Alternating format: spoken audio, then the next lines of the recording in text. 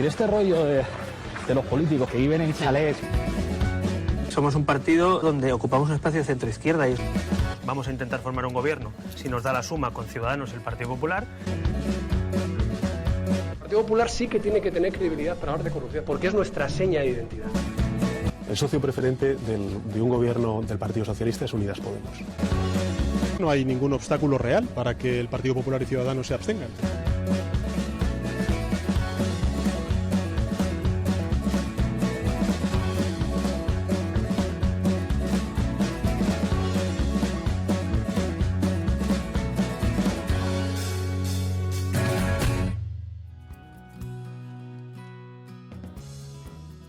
Entramos en la recta final del programa y hoy está con nosotros Lluís Orriols. Muchas gracias, Lluís. Un placer. Muchas gracias. Vamos con la primera pregunta, muy rápido. ¿Qué explicación, desde la ciencia política, podemos encontrar al hecho de que, como apuntaba en el programa anterior Manuel Alcántara, los partidos que se encontraban más o menos en el centro del eje ideológico hayan fracasado en un corto periodo? Nos referimos al CDS, a UPyD y a Ciudadanos. ¿Hay alguna explicación desde la ciencia política? Bueno, en primer lugar, hay distintos modelos para poder explicar por qué el centro no puede triunfar, porque es verdad que desde una perspectiva estándar, si decimos que la mayor parte de la ciudadanía se ubica en el centro, ¿cómo es posible que un partido que se domina de centro no acabe ganando elecciones, ¿no? Es verdad que durante mucho tiempo en España el papel estratégico de los votantes de centro eran capaces de decidir mayorías, es decir, que el centro sí que tenía un papel importante. Otra cuestión es que no fuera un voto a un partido que se autodominara del centro, por un partido pequeño, un partido que, como es el sistema electoral en nuestro país, que penaliza mucho a los partidos que no son los dos grandes partidos, por lo tanto, el voto de centro o los partidos que se consideraban por la ciudadanía como partidos moderados o de centro, de gobierno, de gestión, no eran ni CDS, ni UPyD, otra cuestión es Ciudadanos, que si queréis hablamos, ¿no?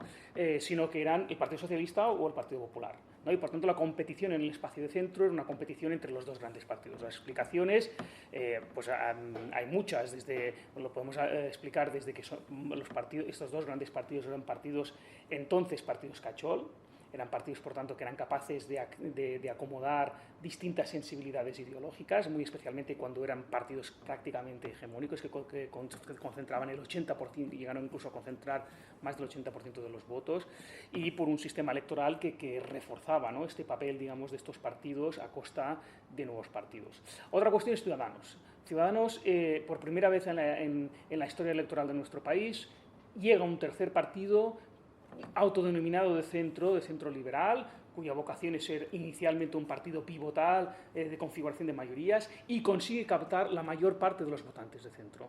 Ahí sí que se cumpliría esa idea de proximidad. Un partido que se autodefine de centro acaba siendo el partido más exitoso entre los votantes que se consideran de centro. Y eso duró durante toda la ruptura del sistema de partidos, empieza a desinflarse justo en el momento en que Ciudadanos cambia su estrategia y apuesta por una política de bloques y liderar uno de ellos, ¿no? Por lo tanto, aquí sí que se cumpliría, cuando se fragmenta el sistema de partidos, los dos grandes partidos ya no son capaces de estructurar grandes bolsas de voto, sino que el voto acaba muy fragmentando. Ahí sí que podemos decir que sí que se cumple, que los partidos de centro son exitosos en el centro, y lo dejan de ser cuando se mueven a posiciones más extremas. Entonces, se podría decir que este descenso de Ciudadanos con respecto a abril tendría que ver con esa estrategia de liderar esa derecha, y que los votantes de Ciudadanos no se han sentido representados y, por tanto, se podría, no sé, es una quizás hipótesis, que se han ido hacia Vox y el Partido Popular. El colapso de Ciudadanos ha sido de tal magnitud, de tal calibre, que no habrá una sola explicación. Es imposible, yo estoy seguro que no hay una sola explicación. Han sido fugas masivas por todos lados, ¿no? Por lo que hay más que esto.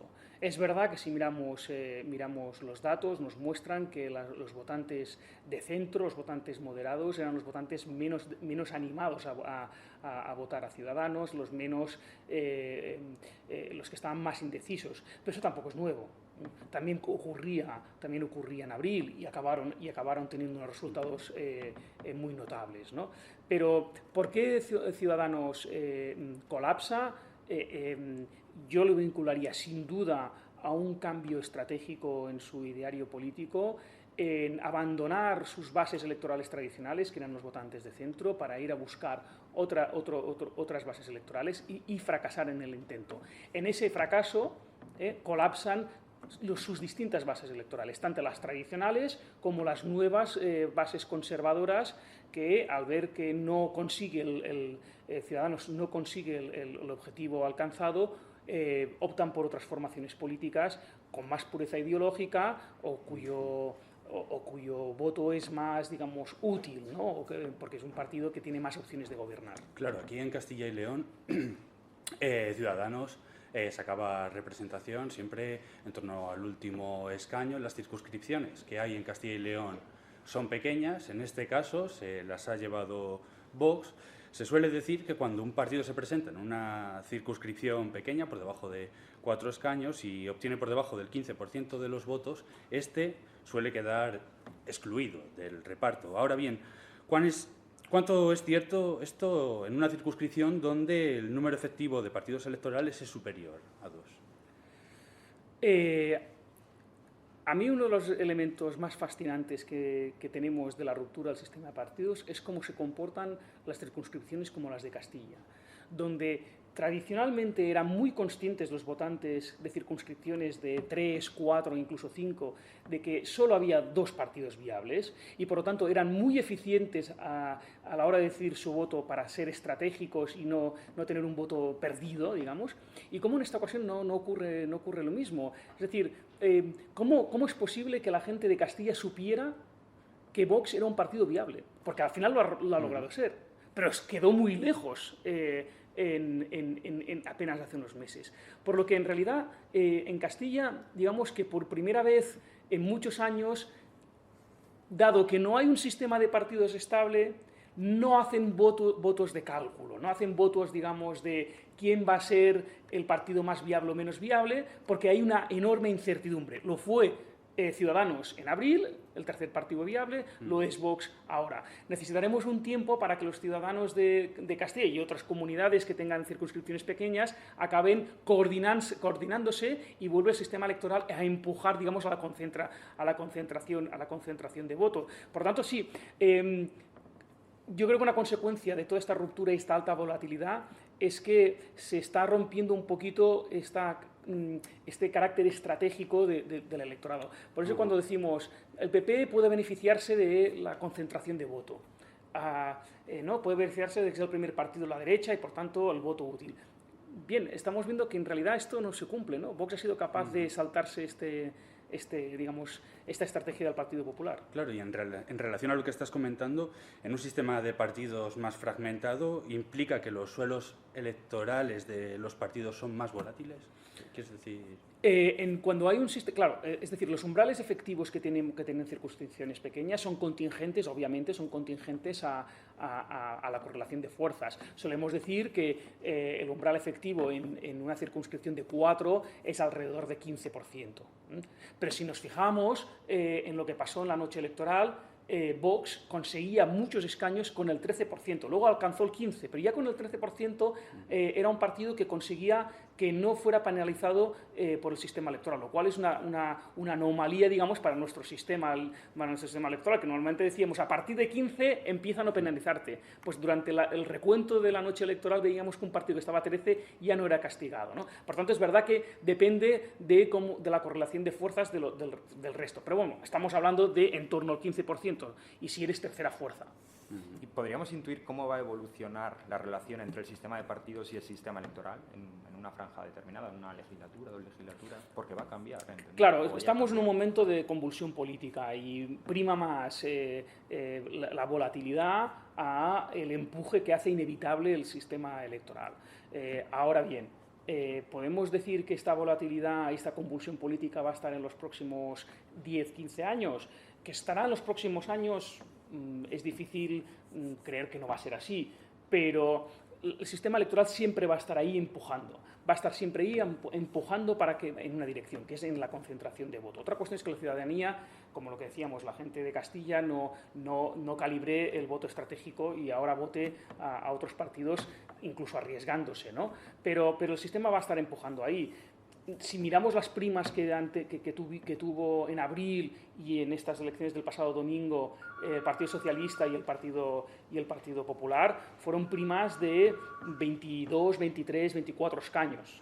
Es decir, que son primas muy elevadas, son primas homologables a la época del bipartidismo. Estas primas obviamente empujan a que cada vez refuerzan, digamos, que los dos primeros partidos sean más fuertes de lo que deberían ser a costa de otros, que son los partidos más pequeños. La verdadera anomalía en el 2019, una de las cuestiones que podremos recordar el 2019, es que por primera vez en la historia terceros partidos no son castigados por el sistema electoral. Eso no había ocurrido nunca, sino que son incluso premiados, ¿no? El Ciudadanos incluso fue premiado en un escaño por el sistema electoral.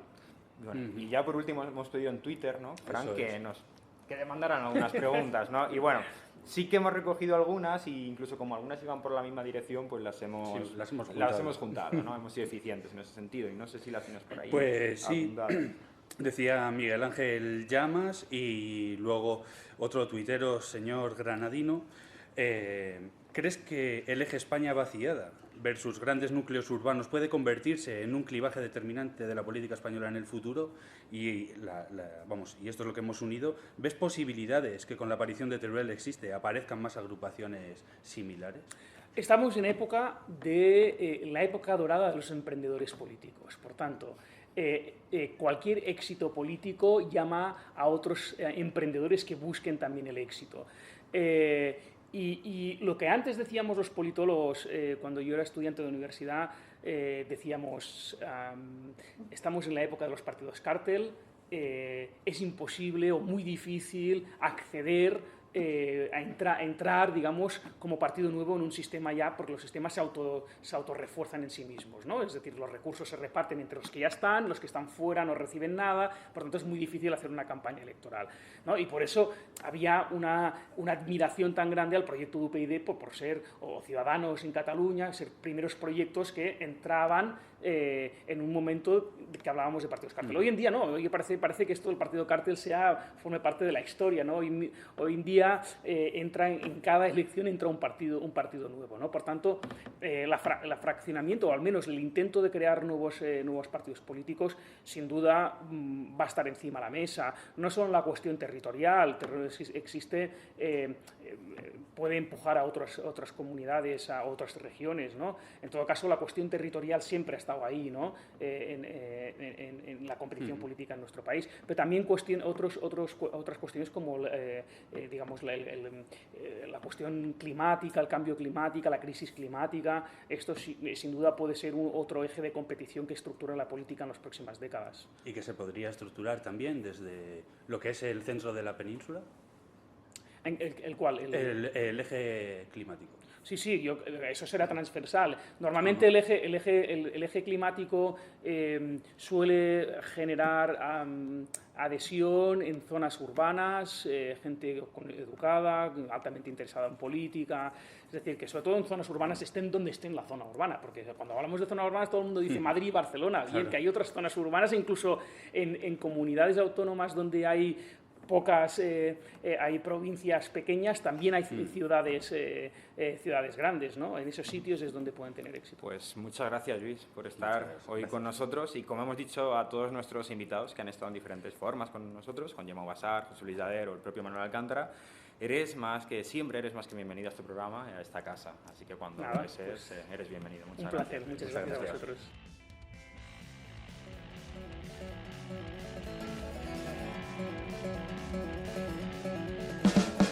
Es decir, este rollo de los políticos que viven en chalets. Somos un partido donde ocupamos un espacio de centro-izquierda y vamos a intentar formar un gobierno. Si nos da la suma con Ciudadanos el Partido Popular. El Partido Popular sí que tiene que tener credibilidad para hablar de corrupción, porque es nuestra seña de identidad. El socio preferente de un gobierno del Partido Socialista es Unidas Podemos. No hay ningún obstáculo real para que el Partido Popular y Ciudadanos se abstengan.